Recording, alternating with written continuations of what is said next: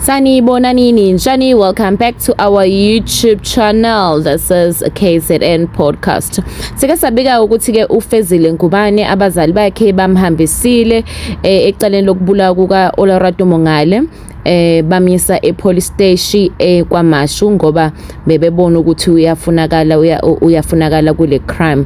Kuthiwa ke ekseni Ngubane after hambile ozinikele amaphoyisa nakwaMashu ngemva kwensuku nje ezimbalwa isithombe sakhe ebile kusungeze inkundleni zokuxhumana ukuthiwa ufuna amaphoyisa. Kuthiwa amaphoyisa atholile inkosi yami ukuthi cha uNgubane uziphilisa ngokugeza izimoto kanti kuthiwa usiphila ngenkosi lona oshonilwa kaMakhanya ubulewe ngamaphoyisa ngoLwesihlanu wathatha umazisi walo Ngubane umazisi wakhe ukuze abhalise izinombolo zamaselula ayenga ngawo amantombazane. Kuthiwa ke akathinteke emaceleni kaMakhanya. Kwenzeka nje lokho abazali bakaMakhanya basezikhindini, ubaba wakhe uphewa ngembuzo naye uphekwa njengoba kwakusetshenziswa imoto yakhe kwenziwa amacala, kanti umama wakhe naye uboshelwe ukuthiphisa indodana ngokuthi ifunwa amaphoyisa kanti iyakwazi ukuthi baleke eNanda lapho ibhace khona yaze yofika lapha ya eToti la ishonele khona. Usiphila ngenkosi ke ugcine etholakele lapha efethini lasemanzi emtoti lapha bezama khona ukuboleka imoto kumngani wakhe ukuze aphinde eqe khona. So ke kusho ukuthi indaba ezimnandi ke lezi zalomunye